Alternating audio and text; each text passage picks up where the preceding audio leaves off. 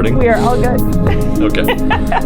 Hello and welcome to Film in Minnesota. I'm your host, Alan Tracy. And I'm just here for the ride right now. I'm Rahana Power. What's up, guys?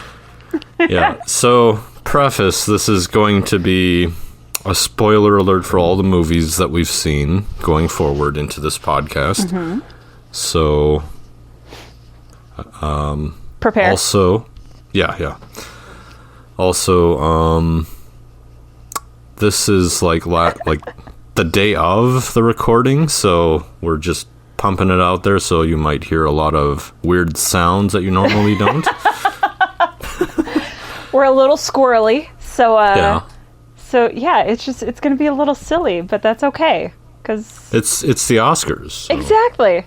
Mm-hmm. And the Oscars is it nothing but silly? I mean, come on. Yeah, professional silly people. Right. So, but yeah, we're hitting 15 of the 23 categories in the 93rd Oscars. That's so crazy. Yeah, so I guess we'll get going. I guess here. Yeah, because this is going to take me at least 3 hours to make decisions. So I mean, we need all the time we can get. So we'll start with production design. I guess I'll run down with the nominees first for each category. Yes. The nominees are The Father, Ma Rainey's Black Bottom, Mank, News of the World, and Tenet. So production design. Mm-hmm. Yeah, I have two things highlighted here for this one. We're just starting off with the indecision. Yeah. So I'm going to be prefacing a lot of these categories with this. I've only seen 3 of these movies. I want to see a 4th, but it'll probably be a while before I do. And I will just say it flat out. I have no interest in seeing Mank, so that will not be any choice of mine in any of these categories. Having said Why that, is that? Yeah. I think part of it is the way that they did the trailer. It just doesn't, it looks very like bland to me. Like I don't get it. It doesn't make me care or want to know anything about the movie. I don't really understand what's going on. I'm just kind of like, nah, I'm good. Nah. Yeah. But 2 movies that I think had some pretty exceptional production design. I went with Ma Rainey's Black Bottom and Tenet. Oh, really? Yeah. I loved both of those movies overall. But yeah, I thought that they did pretty exceptional. Okay. What about you?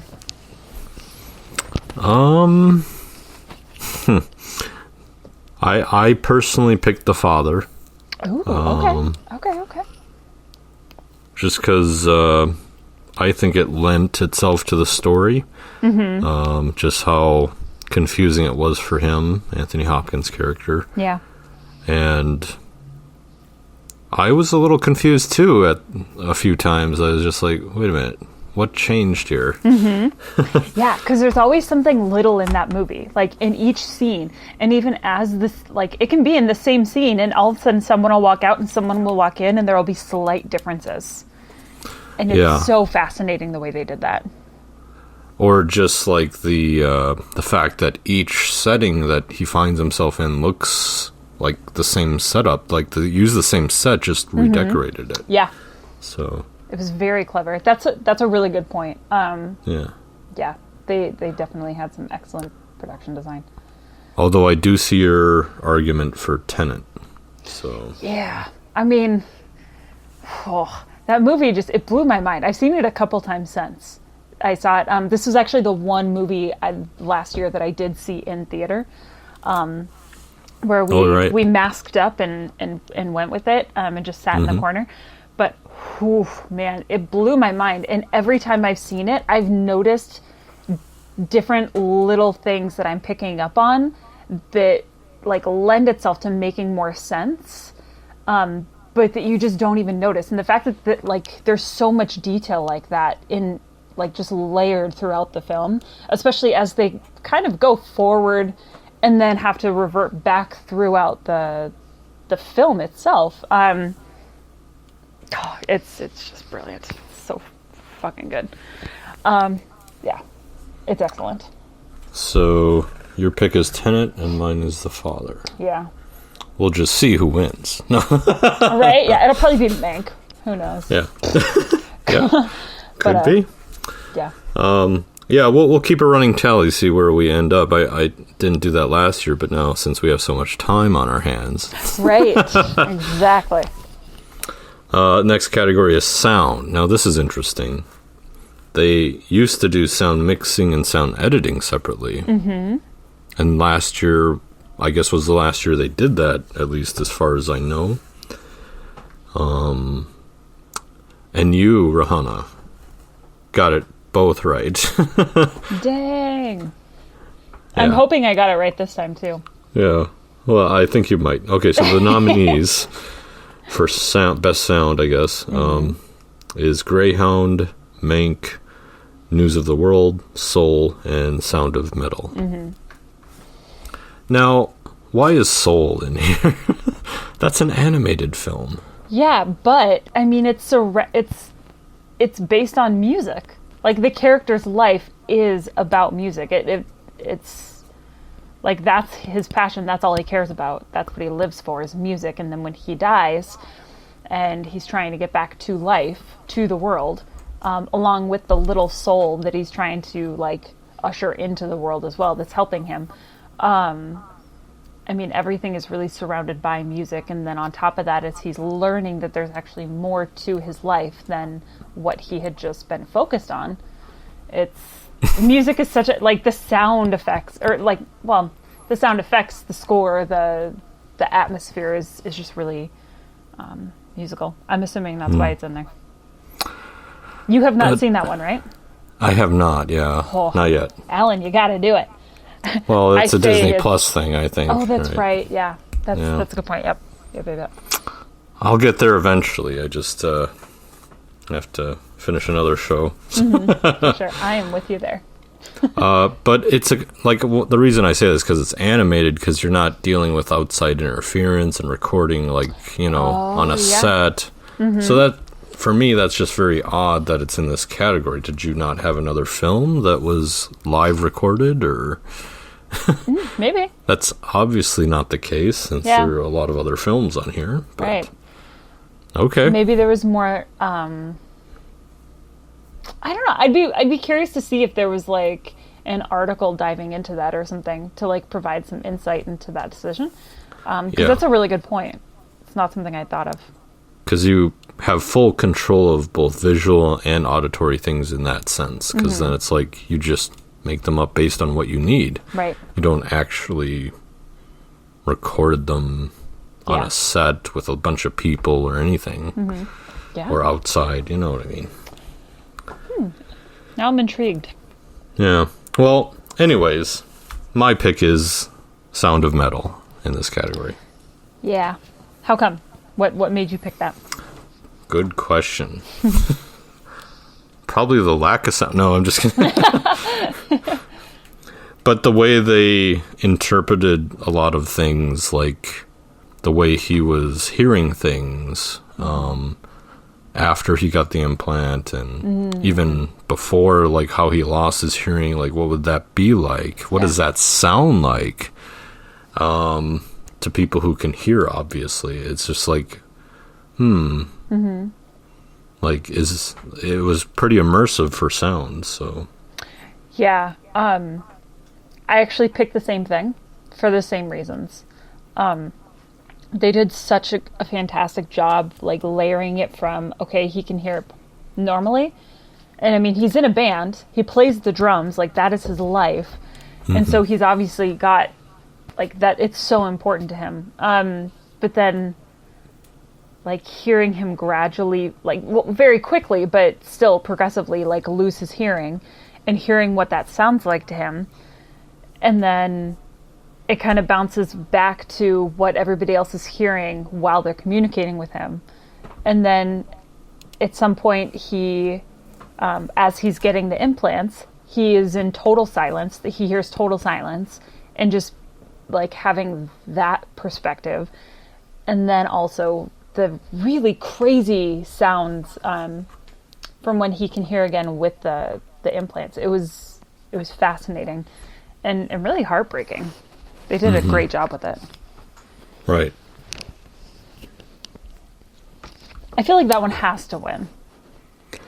Yeah, I'm not really seeing... I mean, I see how Mank could slip in there, but it wasn't really stylistically edited like the Sound of Metal. And now that the categories have merged, I think both have to be weighed into the decision making. I think they may have merged them just because they were getting confusing, maybe. Yeah. I don't know. To like us, or like not us, but like average people. So, Right. like, what's the difference? Yeah. You don't think about that when you're not in a theater, because the mixing is usually stereo by the time it hits your TV. So, Right. unless you have a nice home theater setup. But yeah, the way it mixes is different. So, anyways, And I haven't seen the other movies, so I'm not like News of the World. I haven't seen Greyhound. I haven't seen. I would like to see both of them, but both Tom Hanks films. yeah, I know. I feel like Tom Hanks is the best, and yet I'm like, I want to see these other movies more. sorry, Tommy H. That's on Apple TV Plus for Greyhound. So Oh, it is. yeah. Dang it. So Soul, Greyhound. We're seeing some new players in this mix. As far as distributors. Which is how it should be, honestly. Like it shouldn't matter how it's distributed and who it goes through and how it's available. It should just matter that the film was created and it's deserving of these categories. Right. So I'm glad that they're doing that. Let's see. Next is visual effects. The nominees are Love and Monsters, The Midnight Sky, Mulan, The One and Only Ivan, Which I and don't know Tenet. what that is. Good question. Let's type that in and find out. Yeah. It's about a gorilla. Oh, yeah. Is that the... Gosh, I remember hearing something about that. I think it's... Bryan Cranston, Angelina Jolie, Danny DeVito, Sam Rockwell. Okay, I don't know how that wasn't more of a thing. But okay. Interesting. Yeah, definitely haven't seen it, but... Is this the one that... No, it's not. Never mind. Okay. Apparently This it's is- also Disney, so it's going to be a Disney Yeah. Plus thing. I was like, oh, it's Disney, so it's not the gorilla they shot at the zoo. I was like, yeah. that I don't think his name was Ivan either, but I No, was just kind it of like, wasn't. what was his name? Yeah. I don't remember. Someone will comment on that. but- 100%. How dare you not remember? There's a lot going on. Yeah. But yeah, okay, so obviously neither of us picked that one. Yeah. I've only seen a couple of these two, though I do think the ones that I've seen are both very deserving of this category. What did you pick, though? I'm curious as to your pick. I've seen two of these. This is a light category. We've probably seen the same ones. Yeah. So I'm going with Tenet, but I could see Mulan possibly sneaking into this one, but Yeah. I don't know. So haven't seen it yet. Right. Yeah, I also picked Tenet. The visual, like the way they did everything. I mean, like for anyone who hasn't seen it, I think I went into a lot of detail about it a few episodes ago, or like a while ago, sometime last year. But I mean, it's really like you're watching the film and things are happening in forward motion and then in reverse, sometimes at the same time. And so you never really know what's going on until you think you know what's going on, and then you don't because something else is going on. It's a whole thing. Anyway, it's Christopher Nolan, so it's meant to be confusing. But I love the way that they did that. Like the reverse time constructure, whatever. That's not a word. Doesn't matter. Yeah, the I- inverse. Yes, it was just so cool. Having said that, I think the Midnight Sky. I wouldn't be mad if the Midnight Sky won too. 'Cause, I mean, the whole like being in space thing, and they did a really good job of that, and that whole aspect of it, and the end of the world and everything's like ice, and they're trying to. I mean, the fact that he's hallucinating his daughter, who he doesn't know is his daughter, as he's hallucinating her from 30 years ago or whatever. It's a whole thing, and I just think they did an excellent job of all that. So, yeah, that's all. Yeah. Love and Monsters seems interesting. I did see like the poster for that, so I'm intrigued by like is that how that movie is. So Yeah, I'm a little intrigued too. That's probably one of those that like in a couple of years we'll just randomly watch and be like, oh, that was actually really good. Or that wasn't bad. right.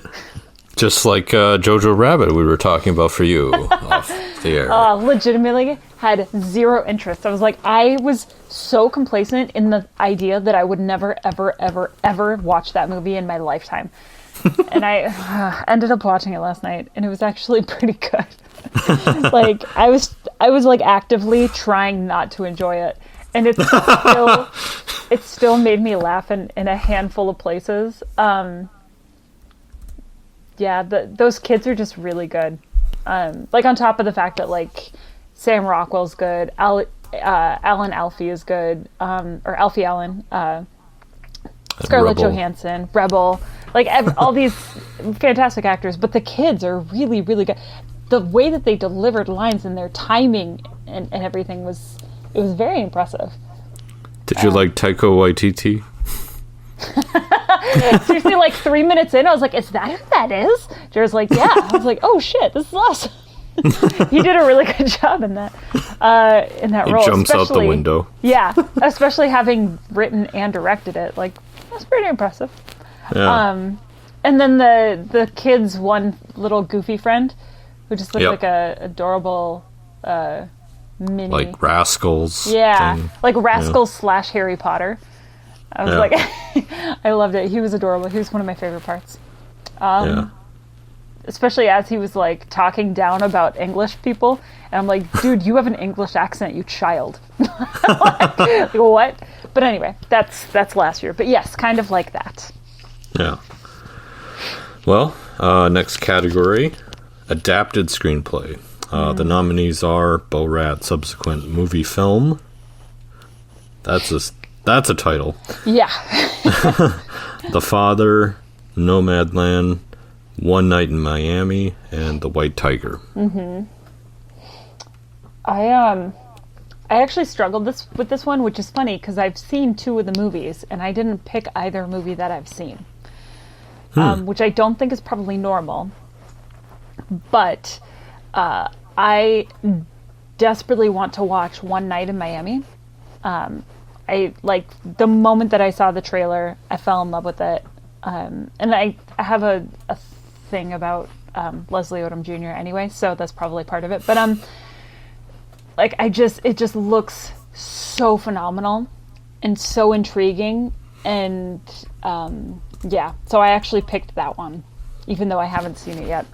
Mm-hmm. Had I picked one that I have seen, I would have gone with The Father. But yeah, how about you?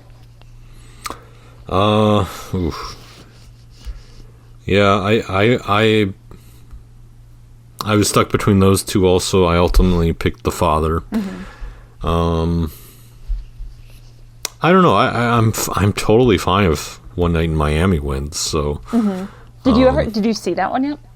yeah. I'm so jealous. So I've seen 4 out of the 5 here. Oh, nice. But So I'm assuming The White Tiger is the one that you haven't seen? that's right. Okay. Yep. I guess The Father because I know it comes from theater, so it's Right. It's based on the play, but the way it adapted to screen, though, I don't know. I haven't seen the play, but Yeah. it seemed like it belonged on the screen based on what I was, seeing. Yeah. I would agree with that. Oops. Yeah. One Night in Miami felt more like a play, so it was kind of like, to me at least, it was kind of like that. It's structured like that. Okay. Maybe it was. I don't know. Yeah. So Interesting. yeah. It is based on the stage play. Okay, it does say here. Oh, nice. So yes, both from the theater. Theater. So yeah, The Father has my pick. Nice. Okay. I think this next one's gonna be the toughest one out of these so far. Okay, you do the honors. Go ahead. Oof. Okay. So this next one is original screenplay. The nominees are Judas and the Black Messiah, Minari, Promising Young Woman, Sound of Metal, and The Trial of the Chicago 7. Legitimately, I would be happy if any of these won. This is a handful of fantastic films right here. And I haven't seen one of them, but I know that when I do see it, which is probably going to be later today, actually, I'm going to love it. So, that's fine.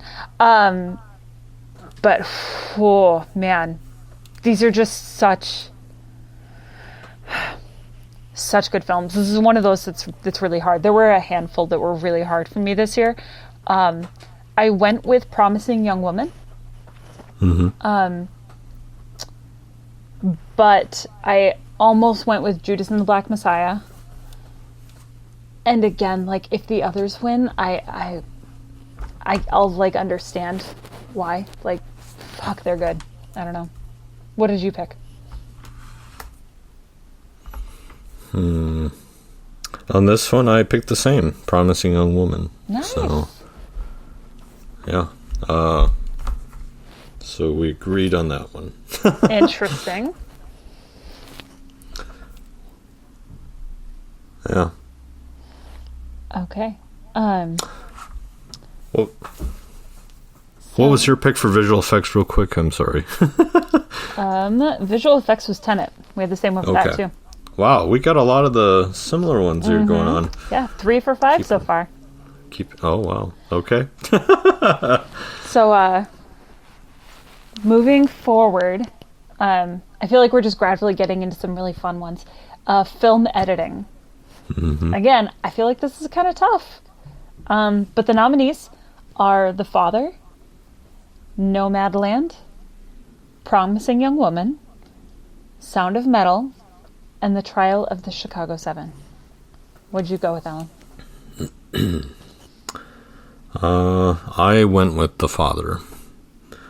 For editing, the way it was put together lured you into a false sense of like, okay, I kind of get it, but I don't. But then it's like the way both the editing and the production design blend together in a way where it's like it looks similar, but it's not the same. And then you notice little things like, oh, this isn't his apartment. But it is, isn't it? It's like little things change here and there, and it's just like, am I losing my mind? Was there not a statue of something else there, or a painting of something else, or the furniture was just moved, and I was just like, what is happening here? Yeah.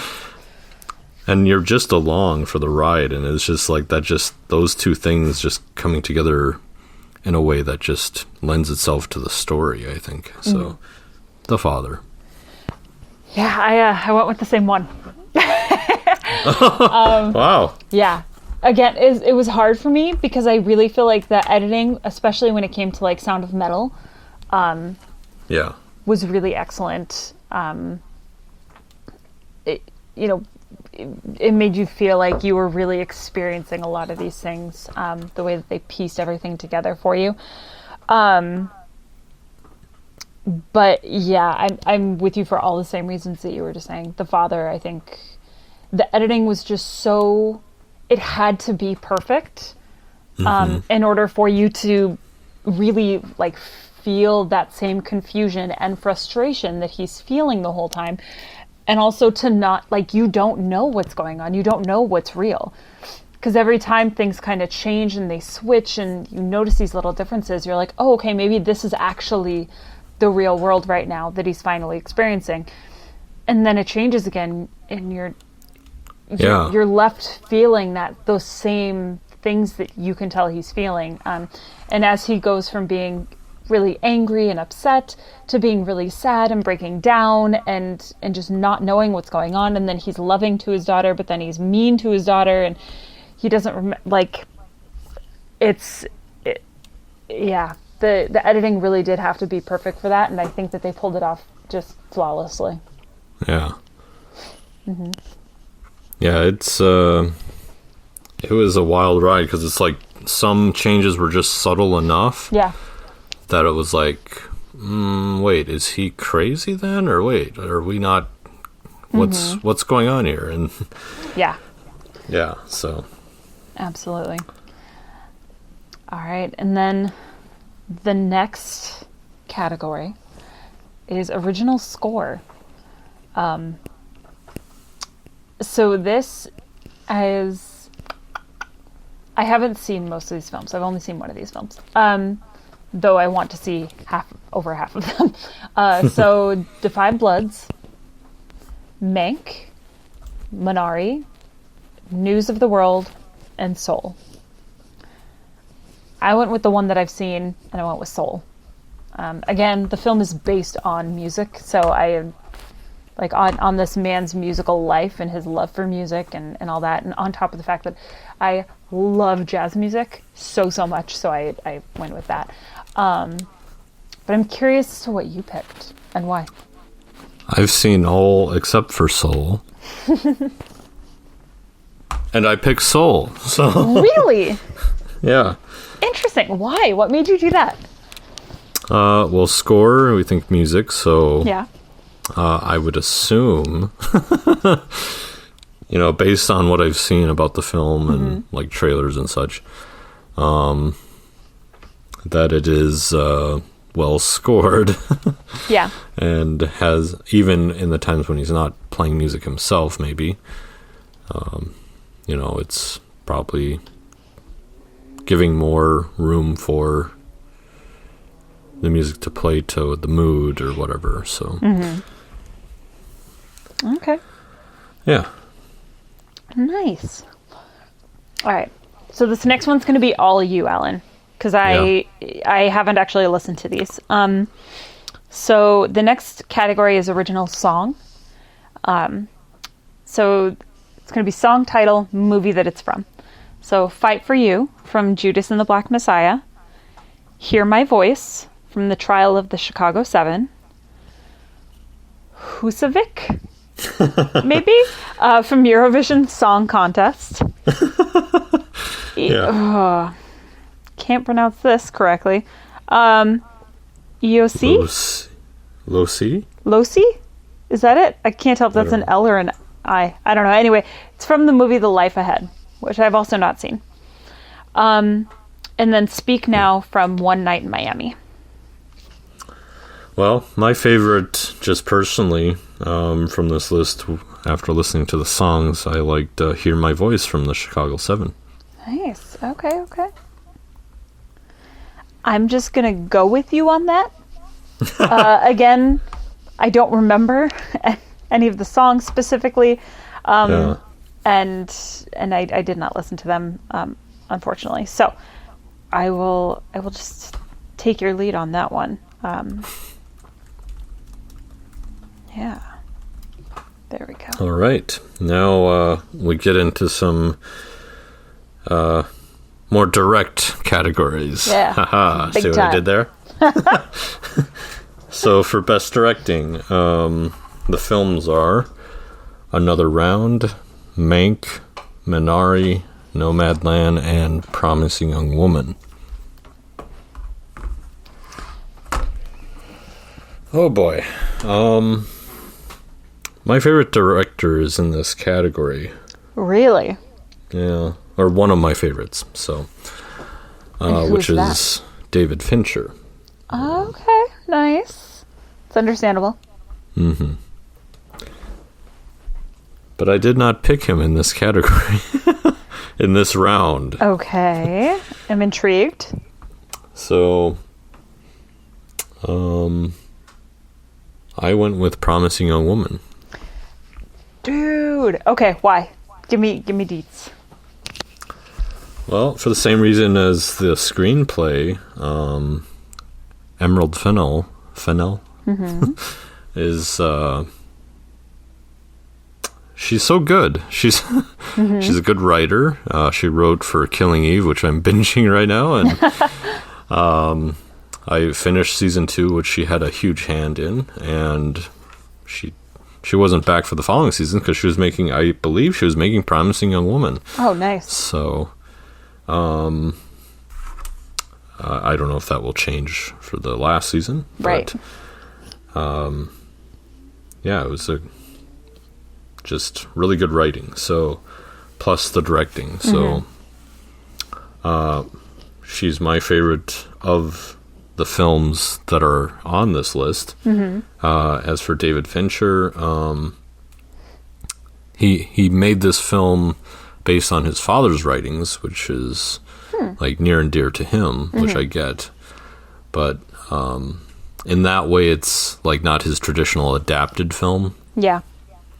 but or what he's known for. But I still love him. I still love what he did. But yeah, Promising Young Woman was just a better film in my opinion. So. Fun. I'm with you. I also picked Promising Young Woman. Yeah, I think that movie needed to be told in a really specific way, in a really specific light, and she obviously knew how to do that, and I think she carried it out flawlessly. It's obviously not an easy story to tell. But it's an important one, and I appreciated the way that she executed that film. Yeah. And we did a whole chat about that not too long ago. In our spoilers, I think it was. Yep. Spoilers. Episode. Yes. So go listen to that. Right, exactly. Yeah, so wow, is that your pick too? Yeah, that was my pick. What the hell's going on? I don't know. We never agree on anything. I know. I think we've only disagreed on like 2 things so far. So yeah. We'll see how that goes. I feel like the categories we may disagree on are coming up though. So we'll see. Yeah. Could be. Yes. Maybe. I don't know. Okay. The next category will be cinematography. And the nominees are Judas and the Black Messiah, Mank, News of the World, Nomadland, and The Trial of the Chicago 7. Sound familiar? Right? Why did they only pick the same movies? It's like they're all in the same boat or something. I don't know. Yeah, no kidding.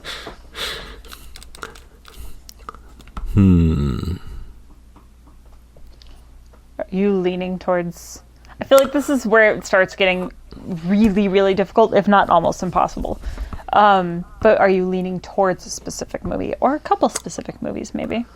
Yeah, I went with Judas and the Black Messiah on this one. Nice. I also went with Judas and the Black Messiah. Oh, no. So funny. Where are we going to get tiebreakers on this, Rohanna? I don't know. Those 2 categories? Seriously.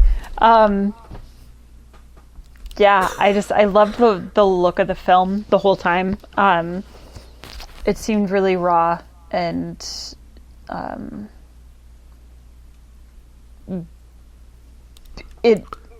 real. I don't know, like it of that era kind of yeah look. Yeah. Yeah, I thought it was excellent. And there was like they just did it in a way where you really like sank into the film. Yeah. Yeah, I could see Mank possibly sneaking into this one just because it was done on film.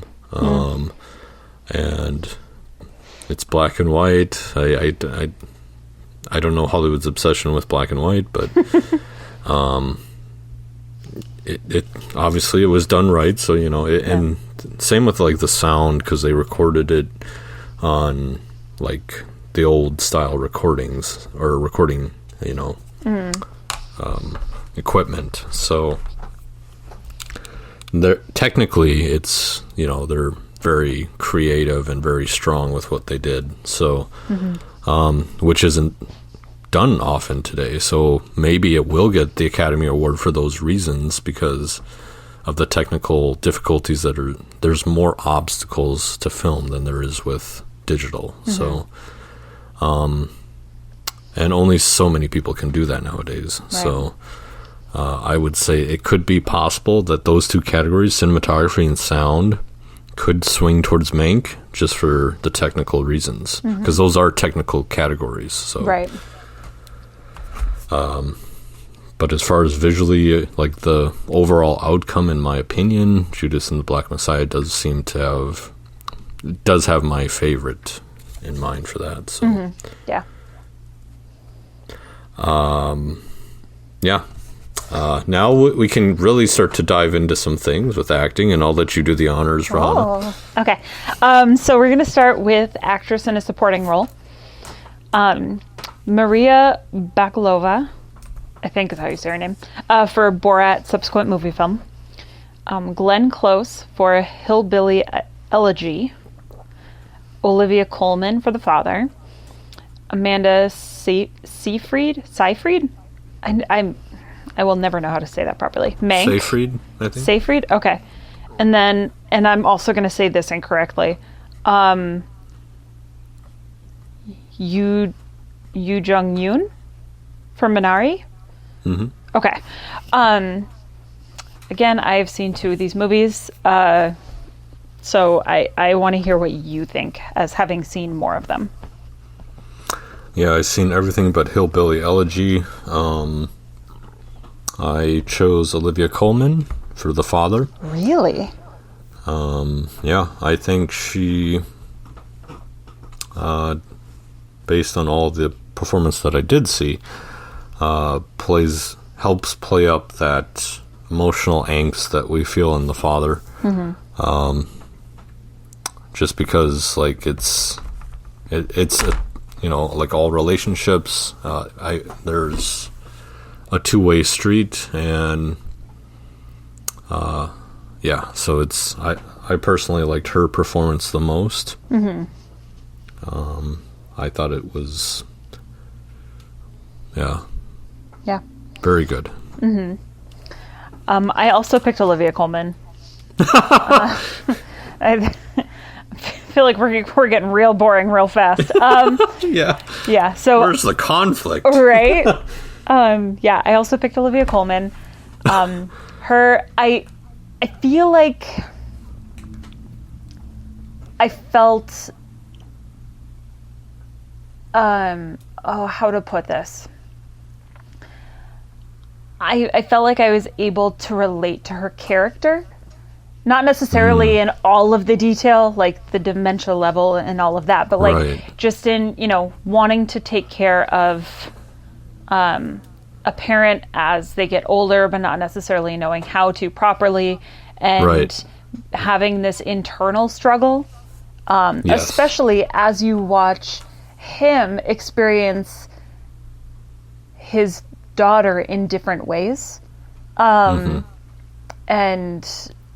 sort of repeating certain things, like when it came to his watch and things like that, and just seeing her response, because a lot of her response is not, it's not verbal. Like, you have to see her and just see her taking these moments in and trying to calculate how to properly handle them, while realizing that she has to be the strong one there and can't just break down herself. I just felt like it was, she made me cry. She moved me, and I felt really like a connection to that. So I absolutely picked her. Yeah. Kind of surprising she's in the supporting role category. I guess her role could have gone either way. Yeah. But I think she obviously spreads, kind of dominates that field if you put her in the supporting role. For sure. But yeah, you're right. Just the relationship between, parents and children, and as, the children become almost the parents instead. It's a flipped reversal of the roles. So, yeah.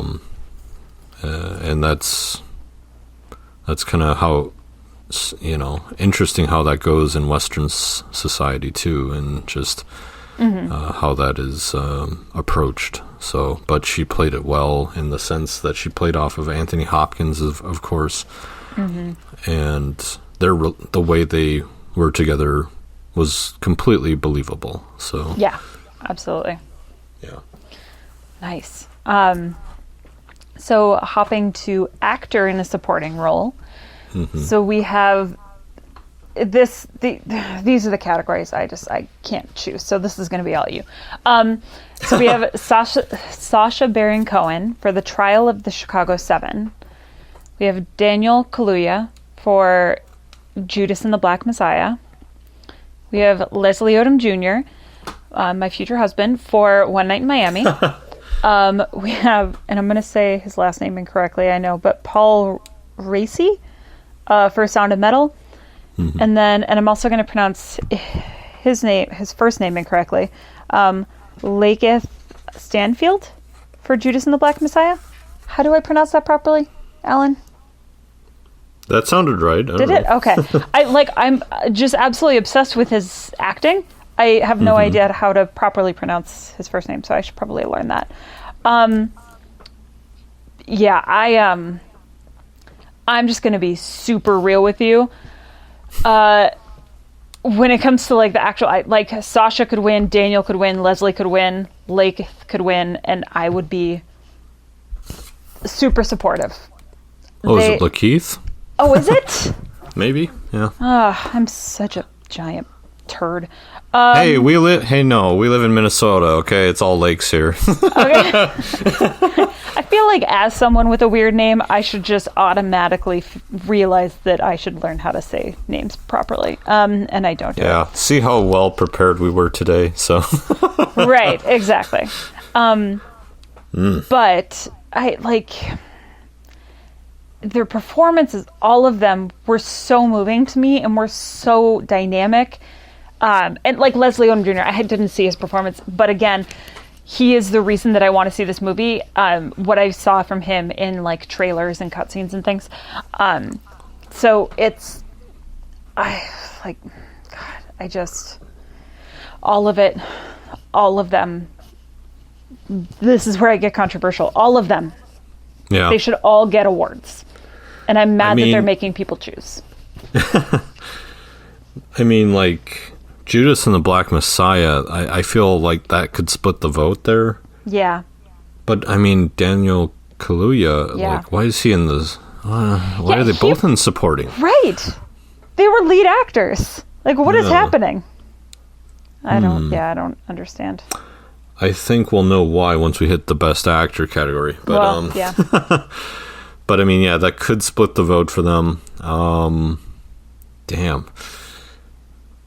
Yeah, my initial pick was Daniel Kaluuya for Fred Hampton, which intersects with Trial of the Chicago 7, by the way.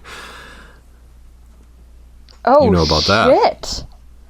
Right? You're right. Yeah, it intersects, like, at the beginning of the film, like, between his murder and then... Yeah. Yeah. I didn't even It's all at the same time. I didn't put that together. Well, yeah, different actor, of course, but yeah, right. There was a Fred Hampton character in there, too, so... Damn. He was the one behind him telling him stuff, so... Yeah, okay. Holy shit.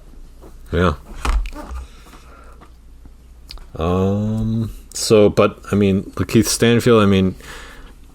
The reason he's so good is because you hate him so much in this film. It's just like, you know? Yeah.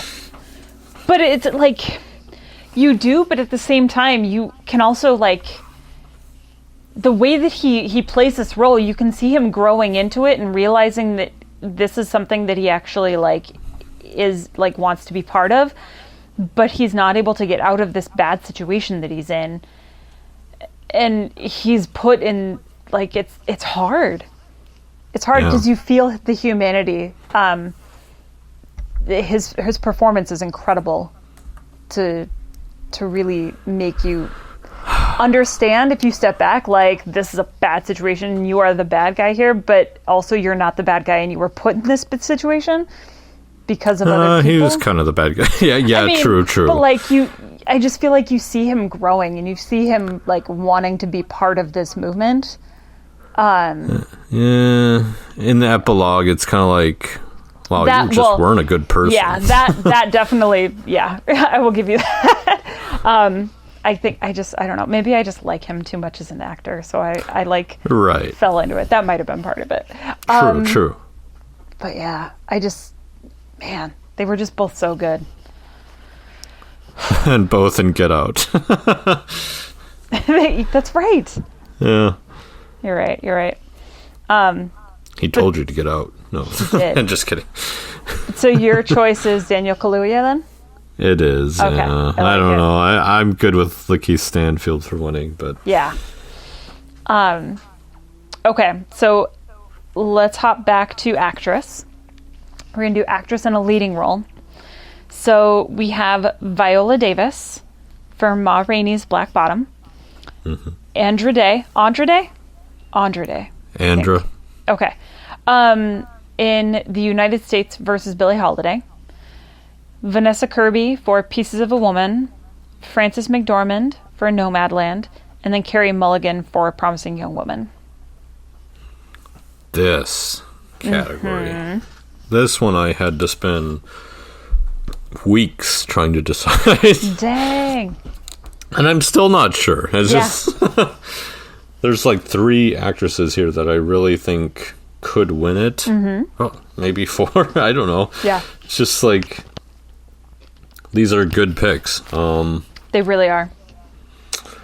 Fun fact, usually the best actor from last year presents this award. Mm-hmm. Joaquin Phoenix, so look for that. Oh, interesting. Wait, he best won? Actress. Yeah, he won for Joker. Oh, that's right. Then the best actress would present for leading actor. Yes. So on. That's right. Oh boy. So you struggled with this one. I'm still thinking about it. You're still thinking. Okay, I can go first. So let's break it down for me, Rahana. I have not seen. Okay, first of all, Nomadland to me is in the same category as Mank. Don't care. Don't want to see it. Please don't at me about this. I don't care. That's the point. If you at me, you're wasting your own time. I remember texting you about that. Yeah. It's like, you know what? You can skip this one if you want. Yeah. Like, I have negative amount of interest in this. So hard pass there. Like, Frances McDormand is fantastic. She's wonderful, and I give her that. I do not want to see this movie. Understandable. Yeah. Pieces of a Woman looks really good. It'll probably be a while before I watch that one. But I do love Vanessa Kirby. I know her from The Crown, and really loved her performance there.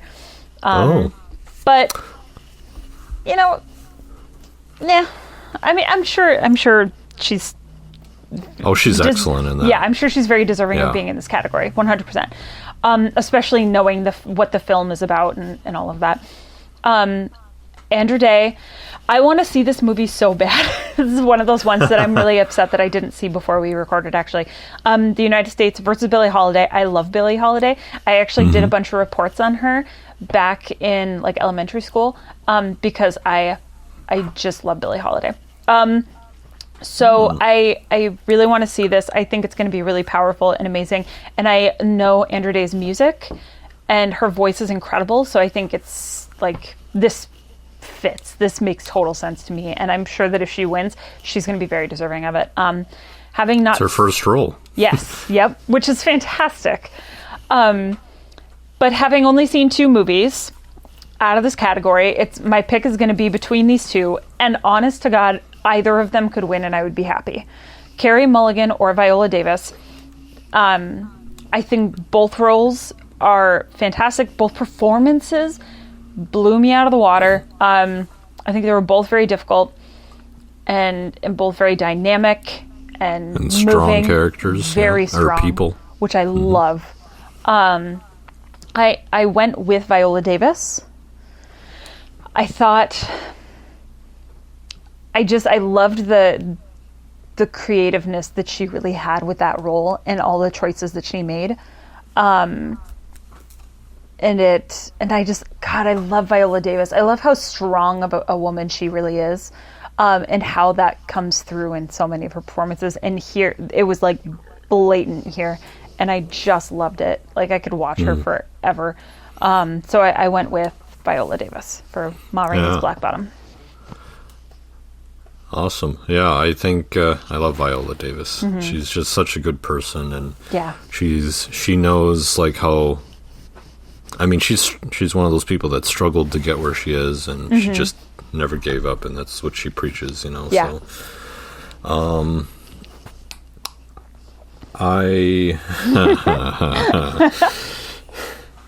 so yeah. Now you know why I said get a Coke during this, even if it's Diet Coke, I guess, for you, but you know, or whatever you prefer. But yeah, I love totally that part. Get that now. It's She's so like, good. Where's my Coke? It's like, you can't get me a fucking Coke or something, you know, just like, just something so small. And then she knows what's at stake, because at least in the film or play, like, just you get to have her voice forever, and you can't even give her a simple Coke. It's just like the easiest of like requests, and you are trying to disrespect it. Yeah, and I love that she just stands up for herself and doesn't roll over for them, and I'm just like, oh, I love it. I love it. Yeah, she's incredible. Just an excellent role to play. And I remember seeing an interview with Denzel's like saying, "Viola, will you please?" Yep. And she said yes. I love that. I love that those two are like good, you know, connected well. So yeah.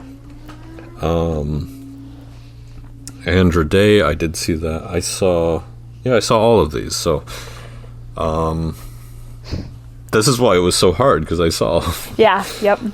And Andra Day played Billie Holiday. It's just what happens to Billie Holiday is just tragic, and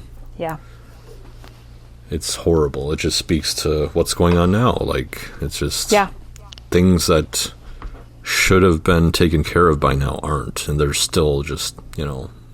Anyways, it's awful. Yeah, it just illuminates more of like how long this has been going on. Vanessa Kirby. Yeah, she just she has some of the best lines in this film. Really? And she delivers them so well. It's just, it's the words are so good. Especially if and when you see it, like the courtroom scene, it's just very good. So let's see, Frances McDormand. Although I am not a fan of the film, like you said, I love Frances McDormand. Yeah, we'll get more about this film in the Best Picture category. Yeah. But I mean, this was all her. I mean, she was like on screen all the time. So really, I see. Yeah, she obviously did the work. Some actors wouldn't do this role or take this on because, I don't know, it's not a glamorous role per se. So, and then Carey Mulligan, Promising Young Woman, excellent film, as I mentioned, with Emerald Fennell, and I will have to settle on Carey Mulligan as my pick. Oh, okay. I believe the Academy might go towards Andra Day. She did win it for the Golden Globes, I believe. And because she is a newcomer, a brand new actor, so to speak. Yeah. So we'll see how that plays. I really want Carey Mulligan to win, though, because I think that's the film of the year. So Yeah. I will not be mad if she wins. That will be that would be very deserving for her and for that movie in general, and the topic, if you will. So yeah, in a year like this, Yep. Okay, so our last acting category is our second to last category in general. We have actor in a leading role. This is, I don't have a pick for this, so we're gonna work through it here live, if you will. Yes. So we have Riz Ahmed for Sound of Metal. We have Chadwick Boseman for Ma Rainey's Black Bottom. We have Anthony Hopkins for The Father. Gary Oldman for Mank, and Stephen Ewan for Minari. I just want to pick Steven just because I had a picture with him once. So no, I'm just kidding. I know him. I met him. That's it. Yeah. Do it. That's awesome. Yeah. God, this is hard. I haven't even seen Minari, and I'm certain that when I do, I'm going to be like, he needs to win this. Like, I'm certain. Gary Oldman, we're just going to cross that off right now. Like, yeah, I'm sure he did well. Okay, thanks. Bye, Gary. Yeah, you've already won one. So right. Like, just please step aside. Again, I'm just... Anthony Hopkins brought me to literal tears. Yes. He outdid himself. Yeah, that's exactly how to put it. Yeah. Like, he goes from being angry to being anxious to being confused to being sad to being rude to being so kind in the matter of minutes, and it just keeps flowing through all of these different emotions, and you feel for him so strongly. It broke my heart watching that. So I mean, he fucking, oh man. Chadwick Boseman is likely one of my favorite actors of all time. Like, I love Chadwick. I love everything I've ever seen him in. I just, like, oh my God. And his performance here was so moving. Like, he was so, like, the range that he had in this movie. Like, he's passionate, but he's crazy. And he did so well. Also breaks your heart. Riz Ahmed also breaks your heart. I need comedy in my life right now because my heart is just shattered from these movies. Riz Ahmed. You didn't laugh? Huh? You didn't laugh at any of these? No, believe it or not. Yeah, Riz Ahmed, like, watching him go through that and experience it, and just the frustration and anger and how much anxiousness. Yes, yeah. And he was like trying to fight it so much and just do whatever he could, and in the end, like, just finally settles with it, and it's like, this is just my life. Like, this is it. And he finally has that moment of stillness. Like, shit. So, honestly, I'm going with all three of them. That's my choice, because I don't know, and I don't care which one of those three wins. If Gary Oldman wins, I'm done with the Academy. I'm just there are done. no more predictions after this one. Yeah, like, screw the Academy at that point. We're moving on. We're doing Golden Globes. Yeah. Or Emmys. Or Emmys. Because it's more TV based. Yep. Exactly. But yeah, what did you think? Wow. Well, I think the Academy is going to go Chadwick Boseman. Yeah. Because you can't nominate him again. Right. And they did the same thing with, like, Heath Ledger and someone else, I think, recently. I can't remember. But I think we'll see it go to Chadwick Boseman. But my personal favorite this year, Anthony Hopkins. I really, like you said, he hit all the range, and he's still doing it to this day, and it's just like, Man, I wasn't expecting this. I was expecting kind of like a throwaway film here. Yeah. But because I was like, okay, it's in the category for Best Picture, but is it really? Right. But it is. It's really good. So, obviously, coming from a proven standpoint of the play, but it translated very well to film, I think. So, yeah. Because you can do that type of editing that we talked about, where it's just like, wait, now I'm confused, Yeah. Whereas like in a play, you really have to switch it up. I mean, but in the movie, it's just like, oh, okay. Yeah. Mm-hmm. That would be hard to swallow. Yes. Like you're losing time. That's his whole thing. Mm-hmm. He's lost track of time and can't even put his watch on. Yeah. And can't fathom that either, which makes it sadder. Like, without being able to really understand what's going on, still experiencing that.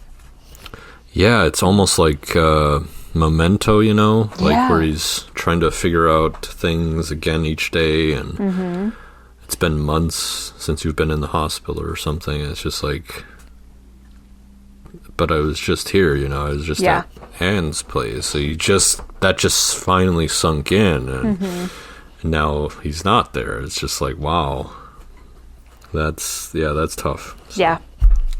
So technically, my pick is Anthony Hopkins. I believe the Academy will go Chadwick Boseman. Yeah. And I'm okay with that. Right. Yeah, I feel like for a lot of these, I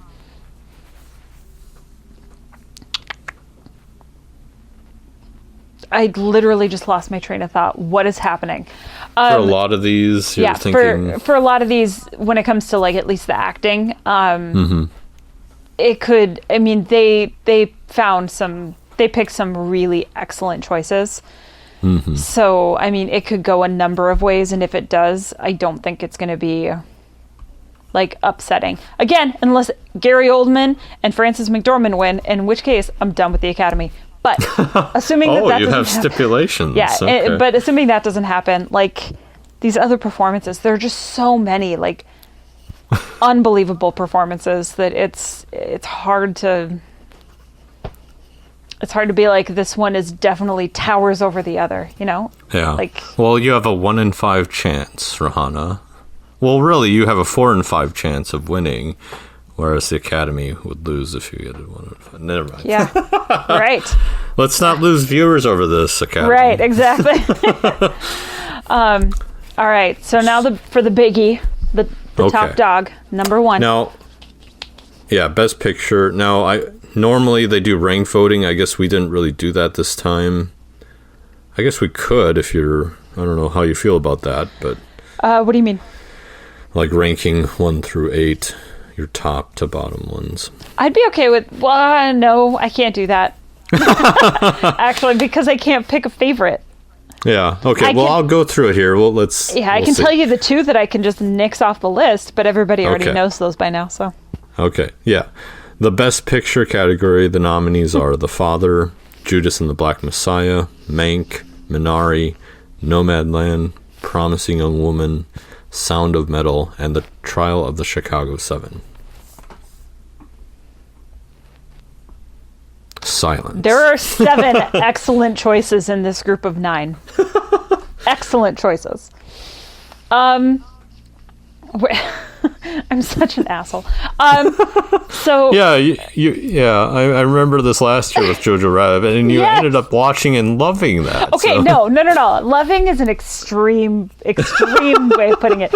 I didn't hate it. Okay, I laughed at a handful of parts, and I appreciated some of the performances. Okay, so it tickled the funny bone. Okay, yeah, gotcha. I didn't love it. That's giving it too much. Okay, you didn't hate it, you liked it. Okay, somewhere in there. So, I don't... but with the rest of these, again, like, I picked 2 of them. I was able to pick 2. Having said that, again, if most of these win, I will be fine with it. Like, I think that they're very deserving.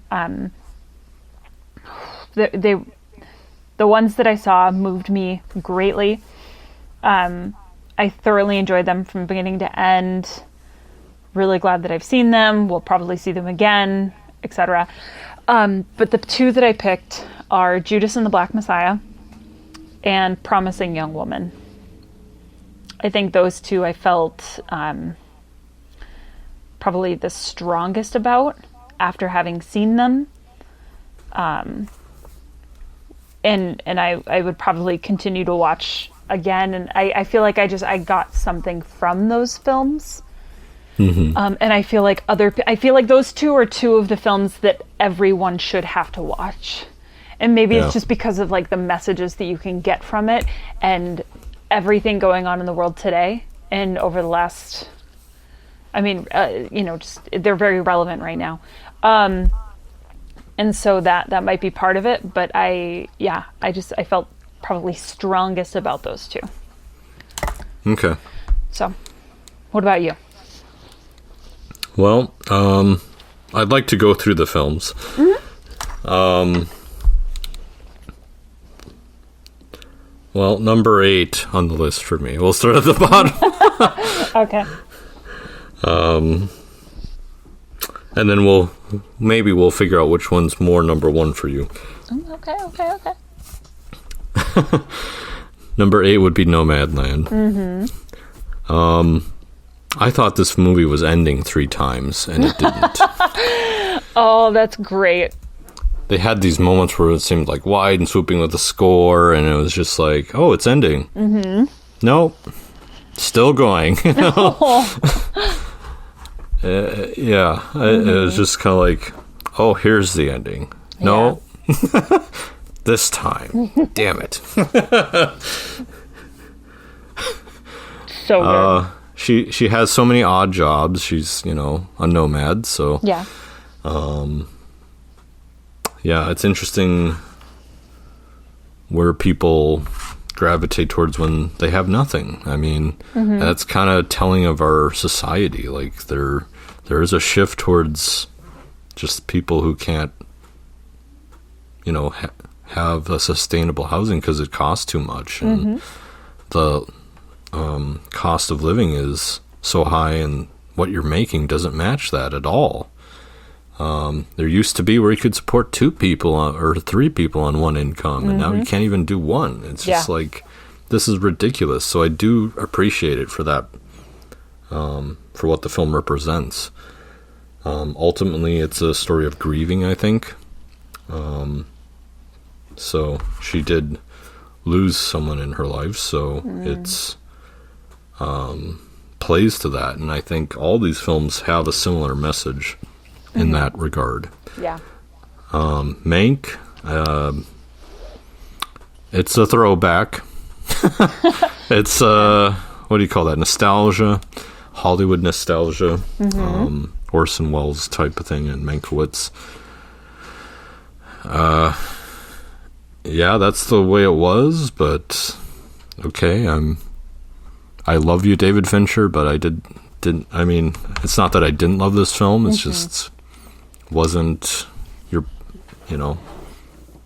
not the same standards as the other films in the category. Yeah. It didn't just grab me. It just kind of, all these films, well, not all the films, but some of these films just kind of wandered through life, if you will. Number 6, The Trial of the Chicago 7. I'm not huge on courtroom dramas, but I mean, this one was pretty good. But I mean, I prefer, I appreciated that they sprinkled in a bit of, flashback, I guess. But to show you what was happening instead of telling you what was going on. Yeah. It's just kind of like, yeah, I'm not a huge fan of courtroom dramas, but some of them are okay like this, of course. Yeah.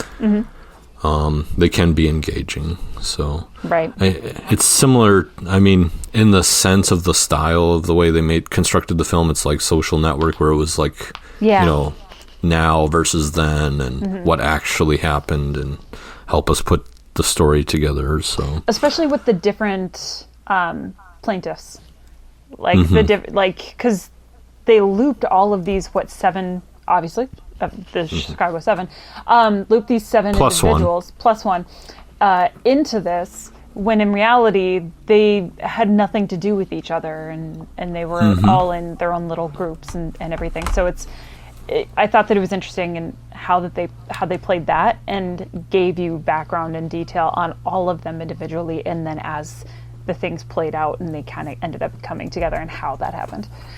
Yeah, and that horrible judge, my God. Awful. Like, love that guy as an actor, but Right. he did a good job in making me hate him. Yes. Man, oh man. And then Michael Keaton just coming in and just under the wire, which I did not Yeah. expect. I didn't know he was going to be in it. Yeah, he's a very understated character. Yes, but he's so Just like- good. Yeah. Yeah, sure, I'll help you out. Man, it's so So as a matter of fact guy, too. It's just like... yeah. Minari is my number 5. Oh, okay. It's really about the American dream, this film. And I like that. It was just like trying to make something on your own, and the ups and downs of that as a family, trying to like establish something. And I can't remember which decade. I think it was the 80s, maybe. It seemed like the 80s because there weren't cell phones or anything, and it was just where the family had moved to in middle America. So yeah, I enjoyed it. I think you will too. I won't give away much, but it does have a little bit of comedy, so it's not completely as dark as some of these other films. Well, that's good at least. Yeah, it's not completely black, but, or gray, dark gray. Yeah. So at least there's a little comic relief in there. But number 4 is Sound of Metal for me.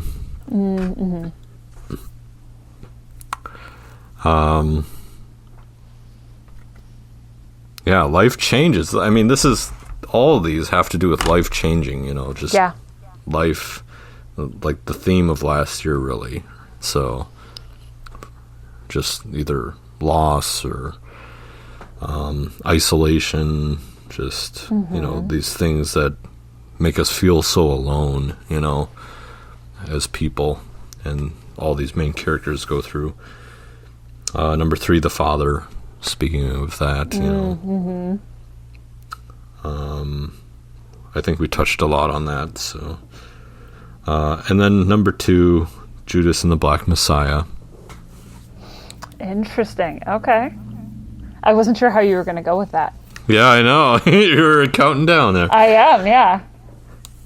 But yeah, I mean, both that and the Trial of Chicago 7 intersect, but also just the fact that the way the laws have been set up, that's why I appreciate the Trial of the Chicago 7. It's just showing there are 2 different justice systems in America, and maybe even 3 as we get to like number 1 here. Just how people are treated differently in the eyes of the law. Yeah. So, and leaving me with number 1, Promising Young Woman, my favorite film on this list. Yeah. I think that's pretty understandable. It was tough, though. Judas and the Black Messiah was number 1 for a while, and then I was like, Yeah. I feel like I could go back and forth between those 2 all day for sure. Yeah, because I think in a year where Harvey Weinstein was convicted, Yeah. and like finally we can actually get justice for, in getting, predators, convicted. So, but then also acknowledging that there's still countless experiences that women go through every single day surrounding this. I actually just saw something on Facebook earlier before we started recording about that. It's really troubling. But, like people men are starting to be held accountable for these things. But there's still so many that it just doesn't matter, doesn't phase, you know, and it depends on some really shitty things. You know, like, are they? I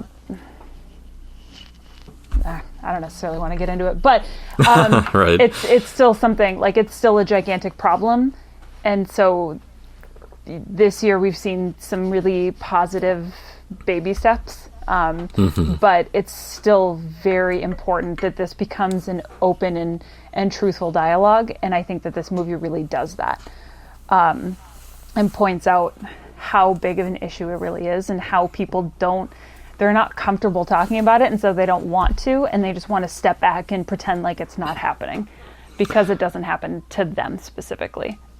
So I think that it really does a good job of framing that, and just showing how important it is. Yeah, and there's a number of these films deal with, like, the systemic issues in our society. So at least within America, maybe even the world. So,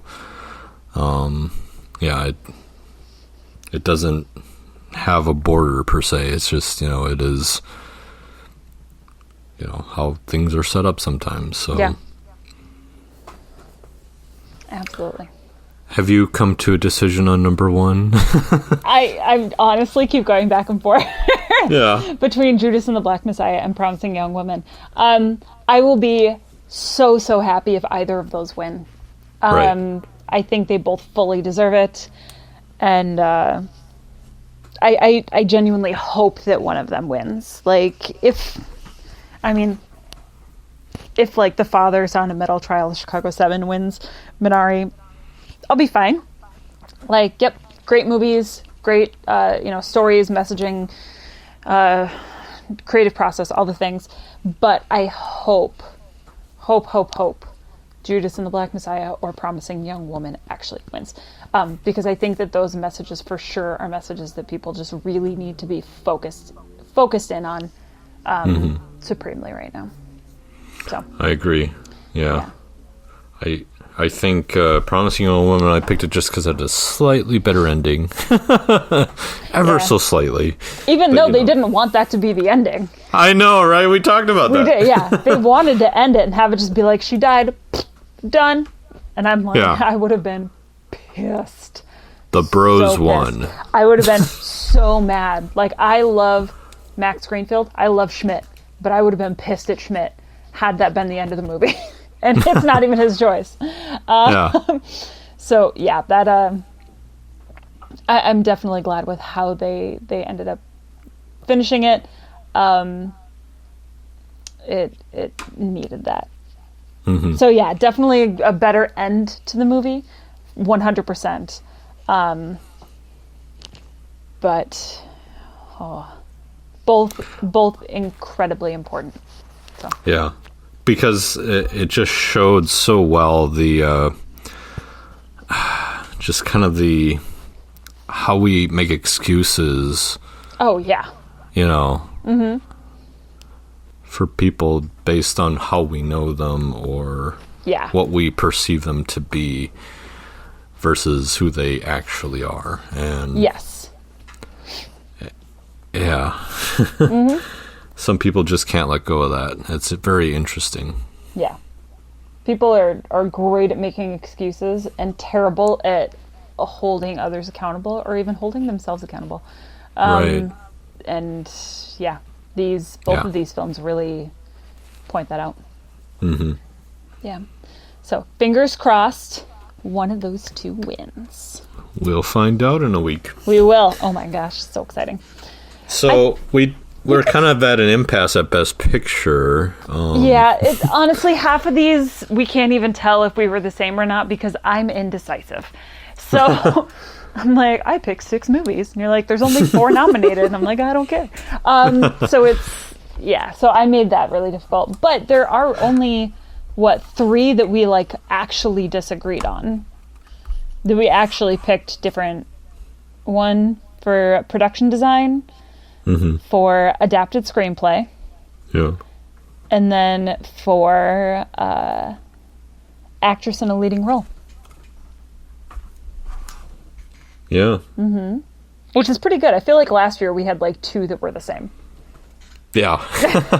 Yeah, we were definitely not on the same page No, there. not at all. I've also seen more of the films this year. Normally, I was thinking about it, and I was like, I feel like in past years, I feel like probably 9 times out of 10, I have not seen the film that wins Best Picture, which tells me that those 2 that I want to win aren't going to win. But I'm hoping that's not true. But like normally, I just haven't seen a lot of the Oscar-nominated films, or if I have, it's only been like a couple. And so I feel like I've got a leg up this year from what normal past years. But I'm hoping that doesn't just mean that I like sort of like a bad luck in sports kind of thing. Like if I wear the jersey, then that means that they're not going to win.